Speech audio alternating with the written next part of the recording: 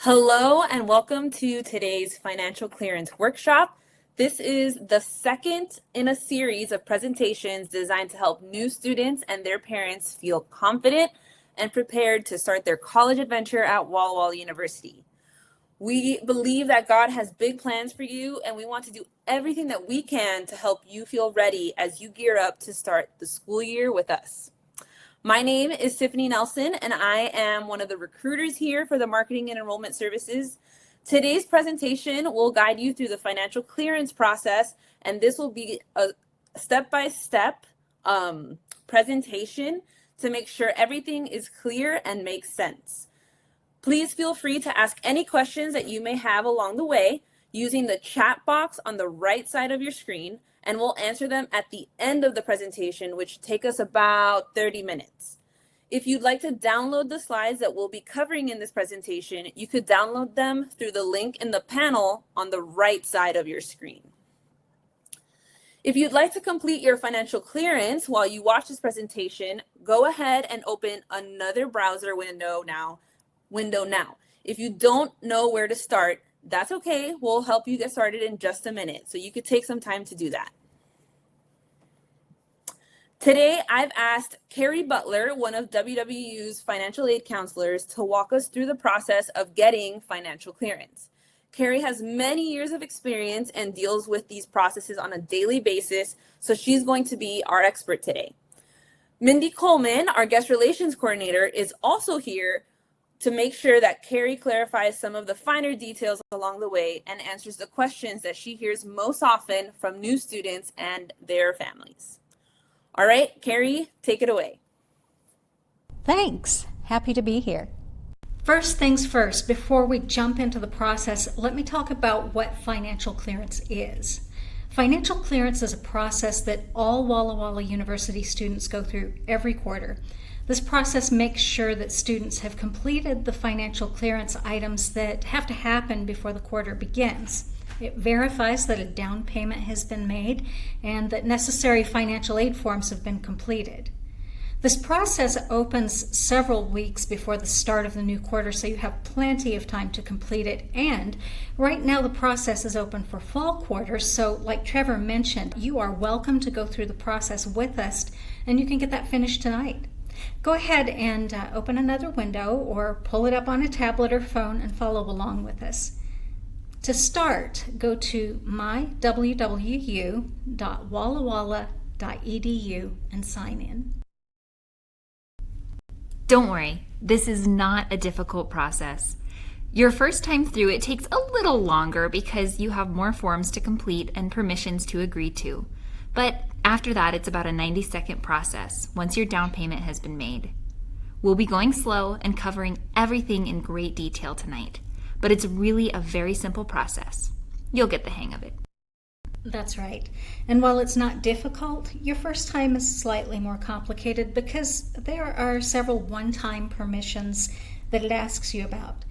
It's going to feel like there are a lot of steps to look at, but keep in mind that during this presentation, we are going to be looking at every possible scenario. Most students won't see all of the steps that we cover because your financial clearance process is customized to your unique situation. Things will look different based on the answers you give, your financial aid, and whether you are an undergraduate student working on an associate's or bachelor's degree or a graduate student working on a master's or doctorate degree. For any parents who are attending today, be aware that the screens you will be seeing are asking your student questions, not you. So when we say you, we're referring to the student. Your student is now the one in charge, and you are there to assist them. It's a team effort. Because financial clearance is vital to many other processes on campus, there is a very strict deadline. Every quarter, the deadline is 4 p.m. on the Wednesday prior to classes starting. If you don't have financial clearance by that date, you will be dropped from the classes you've signed up for. You will have the opportunity to re-sign up for the classes once financial clearance has been completed, but during that time it's possible that someone from a wait list will have taken your spot. So it's very important to complete financial clearance on time. So first things first, go to mywwu my.wallawalla.edu to get started. Yes, go to My WWU and then sign in with your WWU credentials. Your username is usually your first name dot last name. If you're having trouble logging in, you can contact the help desk at 509-527-2317. They'll be able to help you reset your password. Once you are logged in, choose the Financial Clearance direct link at the top right of the page. You can also get to the same place through the High Point portal, which is in your Student App Center list further down the page. Click Start Financial Clearance. Choose the correct term. Usually there is only one term at a time that is open and available for you to choose, so that makes this an easy step. Next, choose the campus that you will be on. The choices available to you here will be based on your academic program. For example, only graduate students can see the Montana campus and only nursing students can see the Portland campus. Next, you'll choose your housing area. In College Place, that could be a residence hall, one of the university-owned houses or apartments, or living in non-university-owned housing. If you said you were in either a residence hall or university-owned houses or apartments, you'll now need to get specific as to which one you will be living in. If you are living off campus, you will need to supply your off-campus address. If the computer tells you that the address you supplied is invalid, that means you need to verify the address and enter a correct address. On the next screen, you'll need to select if you'll be living alone or sharing the rent with another student. Most of our residence hall rooms, as well as our apartments, are designed for dual occupancy. The rent gets split between the two renters. If someone is living alone in a dual occupancy unit, they will have to pay a surcharge in the residence hall or the full rent in one of our apartments. If you're married and your spouse is not attending Walla Walla University, choose yes, because you will be responsible for the full rent. If a student is not going to be living in a residence hall, is not yet 22, is not a senior, and is not married, then their request for living off campus needs to be reviewed and approved. It's the Office of Village Housing that makes the approvals, and their phone number is on the screen, 509-527-2539. If the student has already been approved, they won't see this screen. Even if you're going to be living with your parents, you'll need to go through this step. Choose your meal plan. The student can choose one of 6 meal plans. The default meal plan is the Gold Flex meal plan. Flex dollars can be used for additional meals or purchases in the Student Association Center. If the student is living in the residence hall, they are required to have a meal plan. Students who are not living in the residence halls can also choose a meal plan if they wish, or they can select no meal plan. Sodexo, which runs WWU's cafeteria, has a great history of meeting most students' dietary restrictions. Any exceptions to the meal plan requirements are handled by Student Life or the Disability Support Services Office. However, the likelihood of an exception being granted is extremely rare, especially if Sodexo is able to meet the student's needs. Don't worry too much about this choice now. You can change your meal plan selection up through the 10th day of the quarter. Credit hours. The student enters the number of credit hours they will be taking for fall quarter. A full-time undergraduate student takes 12 to 16 credits, and that's all the same price. A graduate student is charged based on the number of credits they take. It won't let you put in a smaller number than what you're registered for currently. I want to point out the plus button that you'll see on some of the next screens. This plus button will give you some more info about that step. On the screen right now, you'll see a minus button. That's because we've clicked the plus button to display the additional information.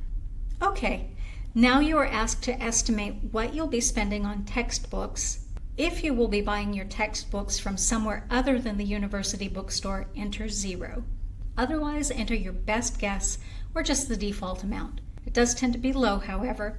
Most students spend more than this on books. The Express. This is a university-owned Shell station on campus, and it has a mini mart and snack area. Students can purchase up to $80 a month using their ID card. There's no minimum, they are just charged for what they use. For your first quarter, I recommend you put in $160. That's 4 months at $40, so using half of your allowable charging. Then in future quarters, put in an amount that covers your previous spending habits. Graduate students in Montana, Portland nursing students, you'll probably enter zero unless you plan on visiting the College Place campus and using your charge privileges. The cafeteria and the Express are not connected. The Express is not part of your meal plan, and you cannot use flex dollars from your meal plan at the Express. Miscellaneous charges. These can be things like club dues, campus events, going above your estimate for Express and bookstore charges, and this is just an estimate. Students will only be charged on their actual charges. The default amount is probably good for most undergraduate students, and most graduate students can enter zero here. Next up are parent-sponsor permissions. As a general rule, federal law restricts WallaWallaU University from giving any information to anyone other than the student except with the student's permission. This is where the student gives their permission. For each name listed, you want to choose whether they should be mailed a paper statement and whether they have permission to talk about your finances with WallaWallaU University. You can also choose who should receive financial email reminders. This can be a reminder about completing financial clearance or about a payment due. These different choices mean that you can set it up so that other people, like grandparents or a trust administrator, get statements and can talk to WallaWallaU University about your finances. But Grandma doesn't need to get emails reminding you to do your financial clearance. To add a person, click the Add button at the bottom of the screen. If they're not listed with the Add button, you'll need to contact our office for us to link them with you. And then you'll go to the permissions screen on My WallaWallaU to grant them permissions. If you change your mind later, you can change these permission settings at any time. A parent cannot call WallaWallaU University and change the permissions. Only the student can change the permissions. It's federal law that the student must maintain control over who we share information with. Now you, the student, get to choose how we will communicate about finances with you. Some students like to get paper copies of their monthly statements that show their transactions, and other students look at the charges online. If you're not going to look at the paper statement, we'd love for you to go green with us and choose the online option. Next up is a permissions page for WallaWallaU University to send automated voice or text messages to a cell phone. We like to remind students of deadlines or other important information. If you have already given us permission, then we don't ask again. We use this carefully and don't use it for routine announcements. For example, if your classes have been flagged for dropping because you haven't completed financial clearance, we like to warn you. Don't forget that you can be asking questions as we move through this process. We'll be sure to take time to answer them at the end of the presentation. Just use the chat box at the bottom of your screen. Title IV refers to most forms of federal financial aid, such as Pell and SEOG grants and direct loans. If a student is getting Title IV aid, and if their Title IV aid exceeds their on-campus costs, then we need to know how they want us to handle their excess. Undergraduate students rarely have excess Title IV aid unless their parents are taking out a Parent Plus loan, but this is quite common for graduate students. The first permission question asks about using the excess funds to pay a prior bill.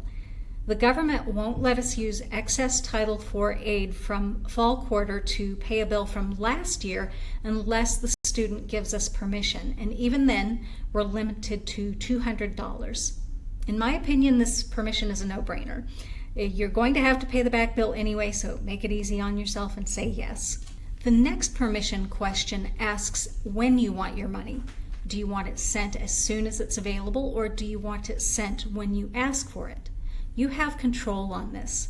Some students prefer to take their excess funds over the quarter rather than all at once.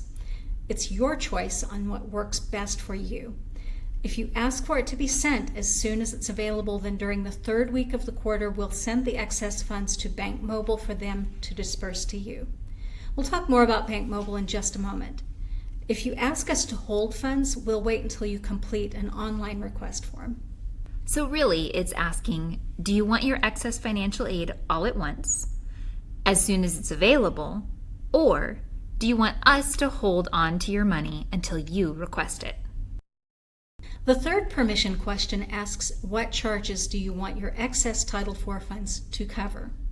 Title IV always covers tuition and fees, room, cafeteria, and books. With your permission, it can also cover club dues, express charges, and other on-campus charges. You're going to have to pay the charges anyway, so make it easy on yourself and say yes.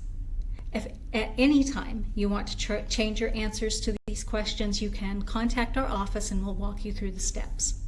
If you are getting aid from Washington State, such as a Washington College grant or a college-bound scholarship, we need your permission to apply these funds toward your campus expenses. If you say no, this usually increases your down payment. I recommend a yes answer here. Bank Mobile is the financial institution we use to disperse funds to students. Just before classes start, most students will receive a bright green envelope from Bank Mobile containing an activation link. This is not junk mail, and students should not throw this away. Students will use the activation link to choose their disbursement method. Your three choices are paper check, or depositing the funds into an existing bank account, or to open a Bank Mobile Vibe checking account. We recommend option 2, deposit funds into an existing bank account. If you do choose to open a Bank Mobile Vibe account, be sure you understand that there may be fees involved. You need to make sure you understand what those fees are. If you work on campus, your first paycheck gets credited directly to your student account. This is because the first payroll cycle sends a test message to your bank to make sure that your bank information is correct. As long as it is correct, your next paycheck will be deposited directly into your bank account. But that first paycheck was applied to your student account. If you want those funds, you'll need to have chosen your Bank Mobile disbursement method. You still may need Bank Mobile even if you aren't working on campus. A lot of graduate students are getting more financial aid than the cost of their tuition, and this is how they tell Bank Mobile to disperse their excess funds. Club officers often will get reimbursed for expenses. Sometimes an account gets overpaid and the excess funds need to be refunded. Health insurance. Also, once a year, all students need to acknowledge that they know that health insurance is required. The university does not offer health insurance for purchase, but we do list some resources on the insurance webpage. Estimated expenses. Based on the answers to all the previous screens, you can see your estimated expenses and your payments. If you want to see more detail, you can click on the plus button and drill down. To-do items. A lot of your to-do items were taken care of during financial clearance. However, there may be some that you'll still need to take care of. Those are listed on this screen. You can't go any further with financial clearance until these are taken care of. Most of these will be signing documents. You'll need to go into Student Center Classic from the My WallaWallaU homepage and choose Sign Documents. Caution, error. If any of your answers causes a warning or an error, those are displayed on the next screen. For example, if you're not living in a residence hall but you chose a meal plan, you'll get a caution notice. It's not a problem, we're just wanting to make sure that that's what you're intending to do. Down payment. If you have a down payment, now is the time to pay it. Since you already logged into My WallaWallaU at the beginning of this process, you shouldn't have to log in again. But if for some reason you reach this screen by using a direct link from outside the financial clearance process, you'll have to log in. And you do that with the same username and password that you use everywhere else in the WallaWallaU ecosystem. This screen will ask you for payment information, and you can pay with a credit card, debit card, or electronic check. It's pretty self-explanatory. One thing students and parents should be aware of is that you will be charged a 2.25% convenience fee to process credit card payments. but there is no fee for debit cards and valid electronic checks. And what she means by valid electronic checks is there is a fee for e-checks if there are insufficient funds or if it's not a valid bank number or otherwise can't be processed. On the payment system, students can set up other authorized users such as their parents. Then the parent has their own login to make payments. Authorized users can also see account transactions and electronic statements. If someone else, maybe a grandparent, wanted to make a payment on your account, they can do that without being an authorized user. All they need to know is your last name and your 7-digit WWU ID number. That will allow them to make a payment on your account, but they will be unable to see any account transactions or electronic statements. Terms and conditions. Next are a series of 4 statements. You will need to click each of the boxes, agreeing to each statement in order to continue. Bouncing bin. That's bouncing bin. That indicates your financial clearance is done and your classes are protected from being dropped on the financial clearance deadline date. By the way, graduate students and others with projected credit, you might see one more screen, and that's asking about when you want funds. First, you will be asked if you need an emergency draw. We let you have half of your projected credit, up to $500 on the first day of classes. You can also submit a request for more money to be sent as soon as it's available. Of course, earlier, if you told us to send it to you as soon as it's available, you don't have to request it, although you can still get an emergency draw of up to $500. And that's it for financial clearance. You will have to go through this process every quarter, but next quarter it will be shorter. Probably a 90-second process, except for making the down payment.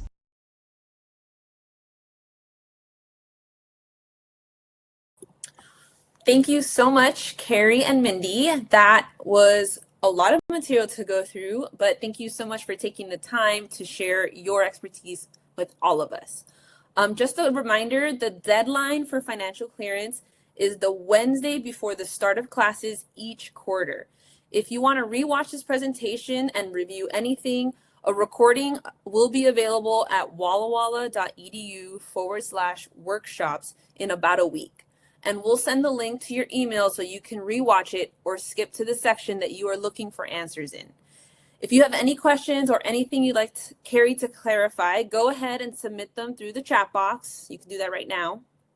I do already have a few questions. So Carrie, our first question is, I've heard of jumping Einstein. What is that?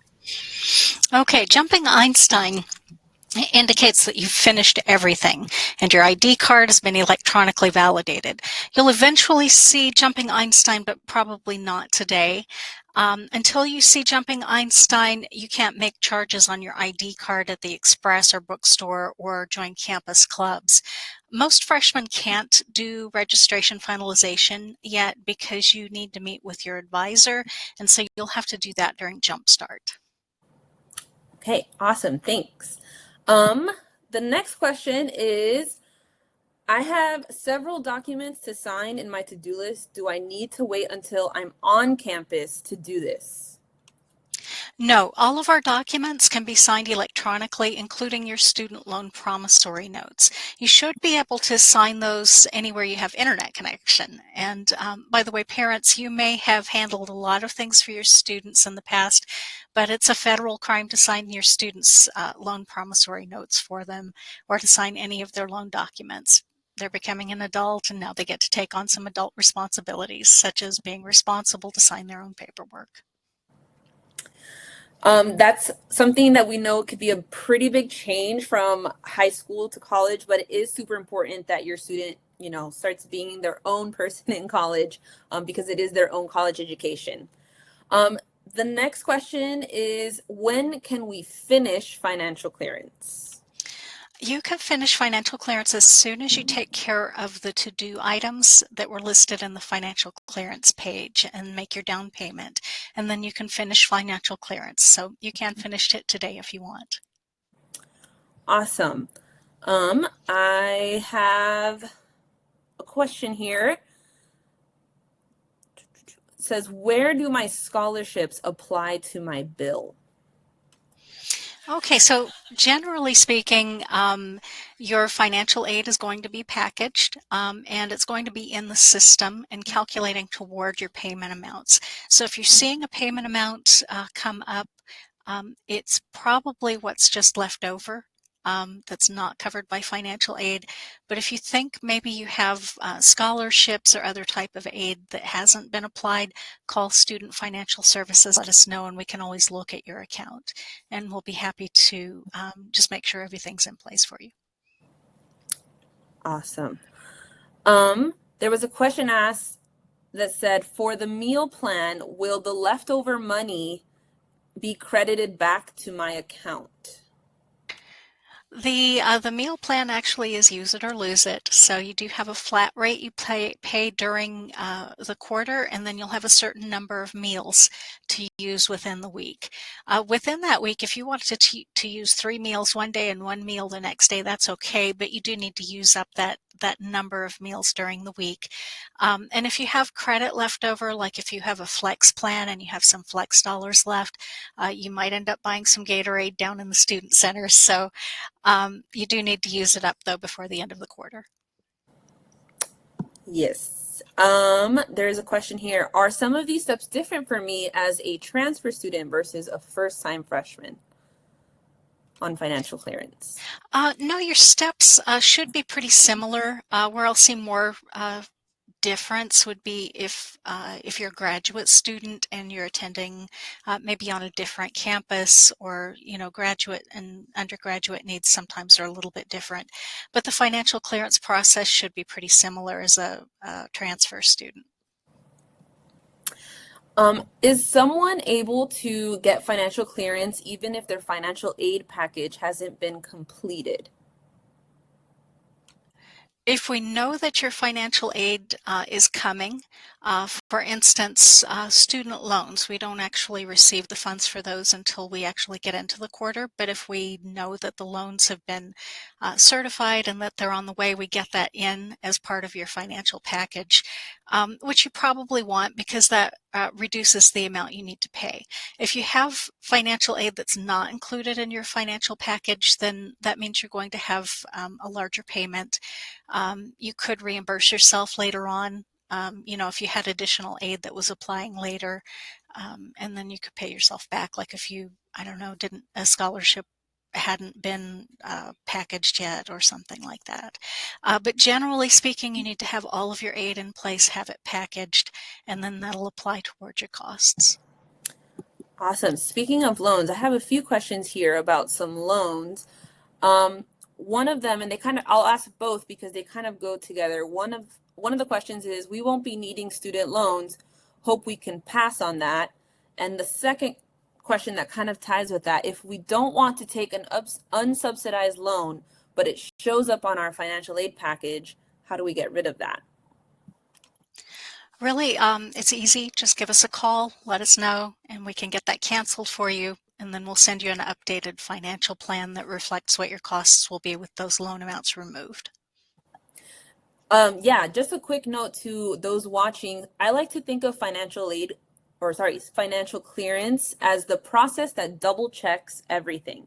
It kind of goes through, your credits and your meal plan and everything, so that if questions like these about loans and certain scholarships not showing up or wanting to, that's your opportunity to contact us and we can update those things. And that's what financial clearance kind of catches. I have one here saying, I was on a wait list for a class. Should I complete the financial clearance before or after I get the results on that wait list? I would go ahead and do financial clearance if you're pretty sure you're going to be taking anything between 12 and 16 credits, or you know how many credits you're intending to take. Just go ahead and do financial clearance, and then they can get your classes updated later on. So yeah, I'd go ahead and do it. I think I have about 2 more questions, and if anyone still has questions, make sure to get them in. There's one that says, there are one-time payments, recurring monthly payments, and automatic monthly amount due payments. Which option do you recommend? Okay, well, it depends on what your needs are. So if you just want to make the down payment and then next month make another payment, then you would choose the one-time payment. If you want to set things up so there's a set amount that deducts from a bank account on a certain date every month, then you would need to choose recurring payments. Something to be aware of with recurring payments is that they continue to process even if there's not an amount due. So if you set that up, it's going to just keep on applying that payment every month on the date that you selected. And some people like that. They might be building up credit for a future quarter, and that's an option. Just be aware. And then the automatic payments, that is an option that you can set up where if there's an amount due, then a payment amount will be automatically deducted from the bank account that you connect. If there is not an amount due, then nothing will be deducted. So it's kind of on an as needed. And the payment amounts with that can vary because, this month you might need to pay $300, but then you make a deposit, you have some funds apply from work or whatever, and next month you might not need to pay anything at all. So it just kind of depends on your situation. And if you need help sorting that out, you can always give Student Financial Services a call and we'll help you walk through that. Okay, how late can I call Student Financial Services? What are their hours? Okay, Student Financial Services is open from 9 to 5, Monday through Thursday, and then we're open from 9 to noon on Fridays. We're often here a little earlier and a little bit later, but during those hours, the 9 to 5, you will be able to get somebody. Yeah, and that kind of goes for a rule of thumb with most of our departments on campus. So if you're having issues even with like a class, like if for the wait list or anything like that, most of our departments are run from those hours from Monday through Thursday, so 9 to 5 and 9 to noon on Fridays. So that's kind of a good rule of thumb to go by. Do I need to finish my I-20 form before doing my financial clearance? That's an important thing to take care of. So yes, I would take care of that and get all of that taken care of first. Yes, very, very important. There is a few more questions here. Why is my work estimate not figured in the financial payment? How can I get that figured in so that my down payment will be less? Okay, so some students have work-study eligibility, but not all students choose to use it. And even if they do take advantage of the work-study eligibility or if they're working on campus, they still have the option of receiving those funds, and they're not required to apply them to their student account unless they choose to and they've signed a payroll deduction agreement. So we don't factor that into your financial plan simply because those funds aren't available until you earn them, and they're not applied unless you've already agreed to have them applied. So yeah, once you get paid, we can certainly do a payroll deduction, but that's why it's not figured in. Okay, I think that might be, I'm just making sure that I've gotten most of, if not all the questions. Oh, okay, I got one more. What about summer camp money?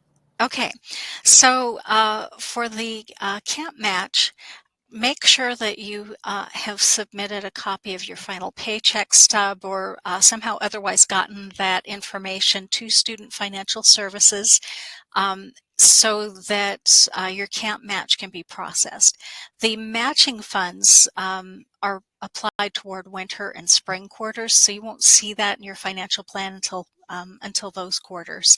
And of course, if you have earnings from camp, you can put them toward your costs for fall quarter, but yeah, camp matches winter and spring. So just make sure we get that we're aware of your earnings. Okay, I think I'm gonna make sure.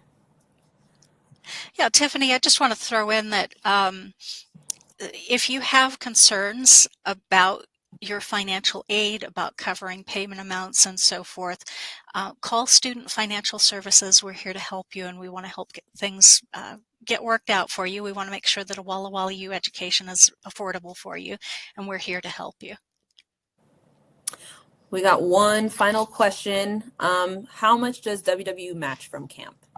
So the camp match is 75% of your gross earnings. So whatever your last paycheck is, gross earnings from that, and it would be 75% up to $2,000. That would be divided over winter and spring. All right. Well, I think that brings our question and answer session to an end. Thank you all so much for watching this presentation. I really hope that it was helpful and that you feel prepared to complete financial clearance and check that off your to-do list for this coming fall. I want to remind you that we have 2 more online presentations this month. Next Wednesday, we will be covering all things you need to know to be prepared for fall quarter. We will be answering questions like, do you need to have a physical and immunization records before coming to campus? How do you get your student ID card?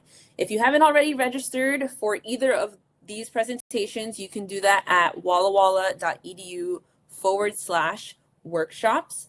The week after, on August 23rd, we will be having a similar workshop, but it will be geared towards graduate students. So if you're getting a master's, who are coming to the school for their doctor or master's programs. If you haven't had a chance yet to visit our campus, I'd really encourage you to do so. I know that I chose WallaWallaU University based off of visiting campus. You'll have the opportunity to visit us either virtually or in person. And during your visit, you'll be able to take a tour of our campus, meet with academic departments that you're interested, talk with our admissions team, our student financial services teams. You can get your financial questions answered with a one-on-one appointment with a counselor. You can learn more about the virtual and in-person tour options at wallawalla.edu/visit. So make sure you go there to sign up. Let's see. We would love to have your feedback about today's presentation. When we sign off, please take a moment to fill out the brief survey at wallawalla.edu/comment. We would really like to know what you thought and how we can make this presentation better. Also, if you think of something that you forgot to ask, you can always give us a call at 509-527-2815 or email us at info@wallawalla.edu. Or you can also send us a DM on Instagram or Facebook and we can point you in the right direction. Thanks again, Carrie and Mindy. We appreciate you being here, and thank you again to all of our viewers. We look forward to you being part of our WallaWallaU family this quarter, and we hope that you have a great night.